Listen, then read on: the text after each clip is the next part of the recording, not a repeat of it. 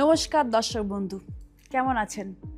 পুজোয় কিন্তু আপনারা প্রচুর শপিং করছেন, প্রচুর কেনাকাটা করছেন, যাতে 4-5 দিন আপনারা নানানভাবে জায়গায় যেতে পারেন, সুন্দর সাজতে পারেন, সুন্দর সুন্দর ড্রেস পরতে পারেন।